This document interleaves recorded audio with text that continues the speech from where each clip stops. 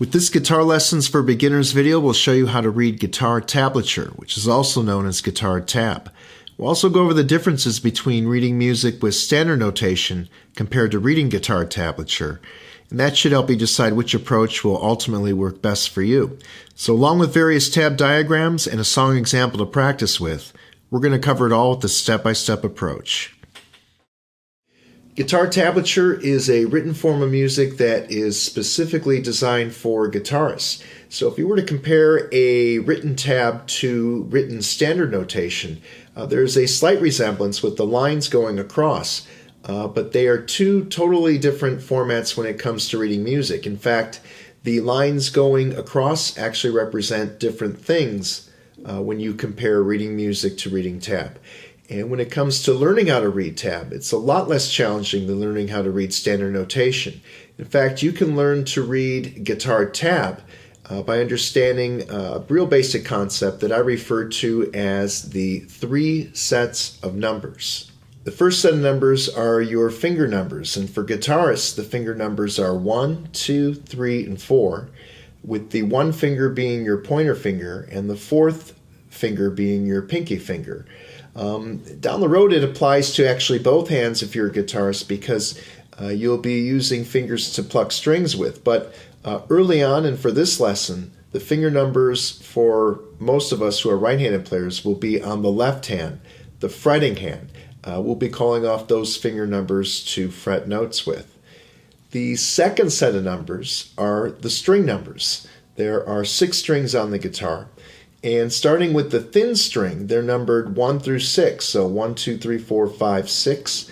The one thing, if you're a beginner, that might throw you off a little bit with the strings is that the 1 string is actually considered the top string, even though gravity says it's the bottom string. Everything in guitar, as far as moving up or down, is based on sound. So that 6th string is actually the lowest sounding string compared to the 1. So if you were to move up a string, you're moving higher up in sound.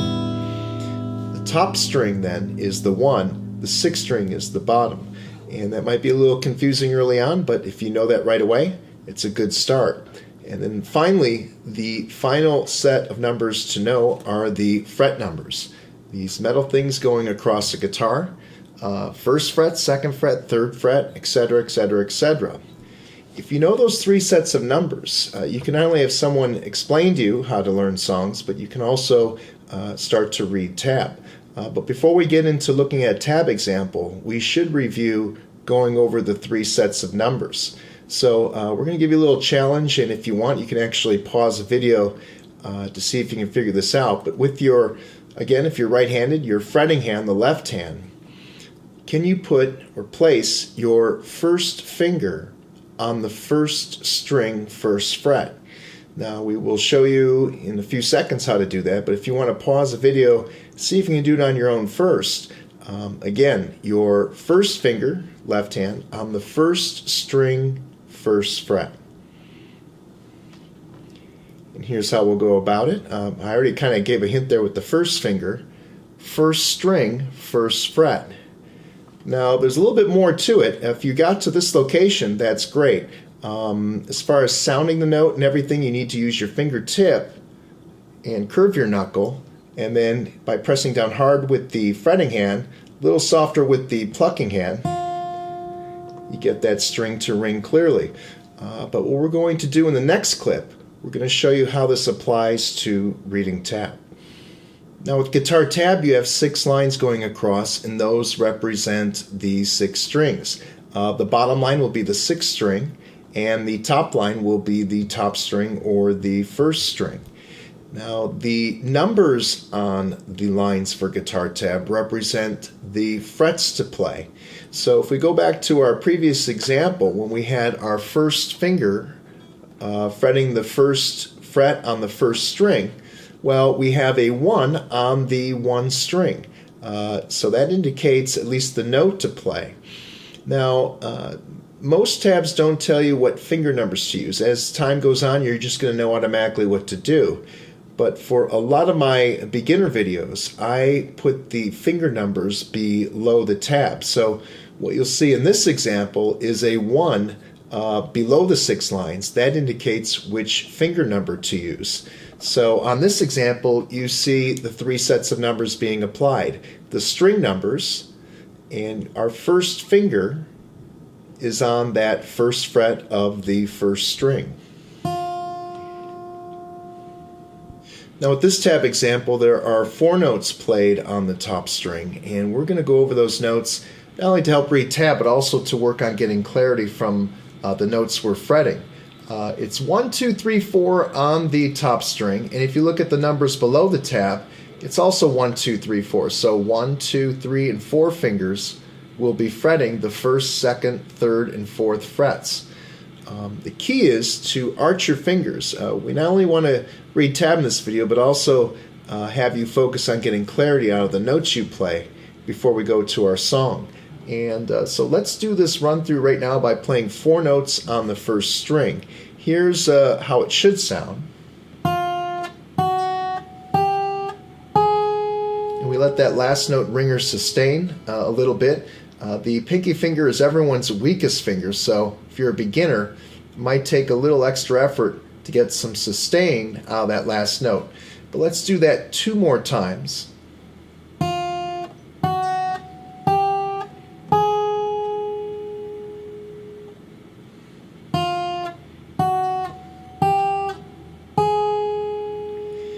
If you were able to get clarity out of those 4 notes, that's good enough. You're ready now to work on a song we're going to do using tab as an example to teach yourself. The song example we'll work on is Frere, Jacques, also known as Are You Sleeping? And how we're going to go about this, the whole melody consists of 4 sections. We're going to go over 1 section at a time where we present you with the tab, and then you should pause the video and see if you can teach yourself by reading the tab, and then we'll show you how it should sound with the next clip or after the pause. So let's get to it right now with section 1 of Frere, Jacques. Here is the tab example. Now I'll give you a couple clues that'll help you get through it a little easier. It is an 8-note phrase, but the first 4 notes are all you have to really memorize because those first 4 notes are repeated. And then another tip, we'll go easy. We'll just use our thumb. If you're using a guitar pick, that's fine. But you can use your thumb to pluck the strings.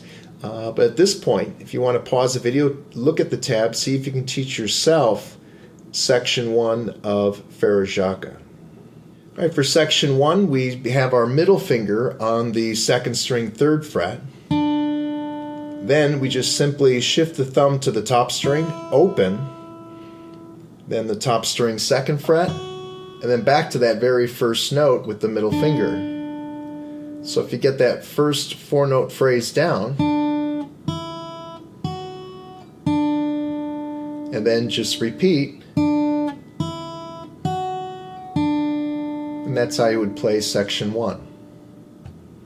Section 2 consists of 6 total notes, but if you get the first 3 notes, you simply repeat them to play all 6. It's all on the top string. The key is using the correct finger numbers. For section 2, if you use the correct finger numbers, your fretting hand remains steady in a position, which makes it a little easier to play. We do have to use the 4th pinky finger to fret that 5th fret, and here's how section 2 will sound. I would add a little sustain to that note.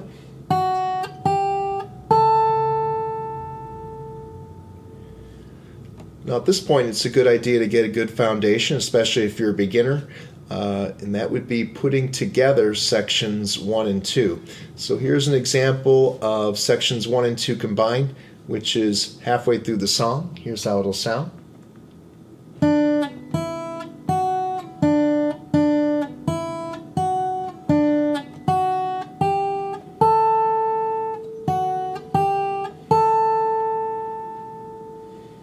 Section 3 is probably going to be the most challenging section of the song. You have 12 total notes, but again, half the melody repeats. So if you're able to memorize the first 6 notes, you simply repeat them. One additional challenge with section 3 is we go back to shifting strings as well between the 1st and 2nd string. Now, after playing section 2, you shift the fingers up for section 3, and here's how that melody will sound. Most of it's on the top string. 5, 7, 5, 3, 2, and then the middle finger goes down to the second string, 3rd fret. So let's put together, we'll do that from the beginning of section 3. Here's how the whole thing will sound.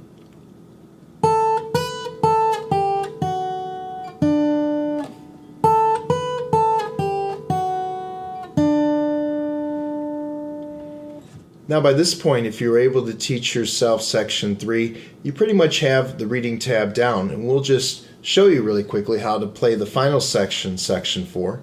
It's just a 3-note phrase that repeats. You put a little sustain on that last note.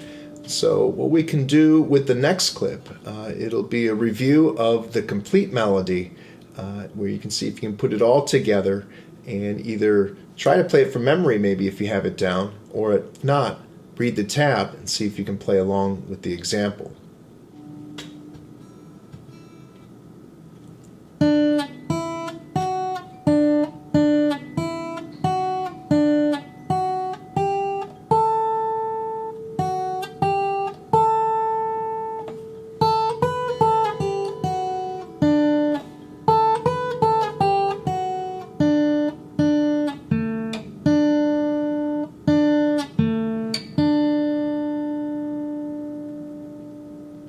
Now by this point you should see that one of the big advantages with guitar tablature is that it's an easy system to learn and an easy way to read notes. When compared to standard notation, where you're looking at piano music or the dots, you have to not only figure out what letter notes those dots correspond to, but also how the letter notes correspond to frets and strings on the guitar. So even something as simple as Frere Jacques will take much longer for a beginner to learn how to play if you were to use standard notation compared to tab. Now there are some disadvantages with tab though. One is that tabs usually don't tell you how to sustain or count notes, while standard notation does. However, usually you already know how a melody goes if you're teaching yourself a song. And you also, in modern times, have audio recordings that you can simply listen to determine how long to sustain certain notes or chords. And speaking of chords, we didn't use chords in this beginner's lesson, but for those guitarists whose primary focus will be to sing and strum along to songs, understanding and using chord symbols will be more of a priority than using guitar tablature. So once you develop a decent chord vocabulary, reading the details of guitar tab will not be necessary. You can use chord symbols simply shown above lyrics, and that'll be all you'll need to learn how to play basic strum-along songs. There are many guitar tab websites that are going to provide tabs for just about any popular guitar song. Now, one drawback to using these websites is that there are no guarantees that each tab will be 100% correct, since anyone can submit how to play a song. Now, there's no actual sensors to block out incorrect tabs, but there are usually ratings that indicate which tabs are better. The more playing experience you'll have, the better judge you'll be at determining a good guitar tab from a bad one. The key is to know that just because a tab is put into written form doesn't necessarily guarantee it's actually a correct one. Now, contrary to popular belief, learning how to read standard notation or piano music isn't necessary to become a great guitarist. You can learn to compose, perform, and communicate musical concepts with other musicians and not have to rely on a single note of standard notation. Think of any famous guitarist or group that you like right now and imagine them on stage. Most likely they are not reading standard notation. Say the Beatles, for example. They did not sit down and read or set music stands and read music when they performed. Even when they wrote songs, they didn't know how to use standard notation early on. They knew some music theory, and they focused more on the creative aspects of songwriting. Those guitarists who want to focus more on the technical aspect of sight reading, they're more likely to become studio or classical musicians. But if you focus more on the creative aspects of playing, you're more likely to become a songwriter or a performer in your own right. When a beginner guitarist is told that reading music isn't necessary, the typical response is, oh, so you just go by ear then. But there is much more to it than just learning by ear. In fact, most guitarists who are only classically trained to read piano music, they wish they knew how to compose, improvise, and learn by ear. Because the ability to sight read beyond just single note melodies, it takes years of practice, but the result is only acquired technical skill. There's no real knowledge of how to be creative with guitar. And most aspiring guitarists, they would rather be creative rather than becoming a studio or classical musician. And so by using guitar tabs, that can help you learn songs, but combine that with learning some musical theory, and you can become a creative guitarist without having to rely at all on standard notation. Now that you know how to read guitar tablature as well as playing a melody based on guitar tab, you have a great foundation to continue on with some more advanced guitar basics. One option is to continue on with single note melodies that maybe are a little more challenging, such as Wipeout by the Safaris or the Anti-Lover Guitar Solo by the Beatles. Or you could also continue on with the Guitar Basics plan, where the next steps will be learning how to name the letter notes on the guitar, as well as learning how to play basic chords.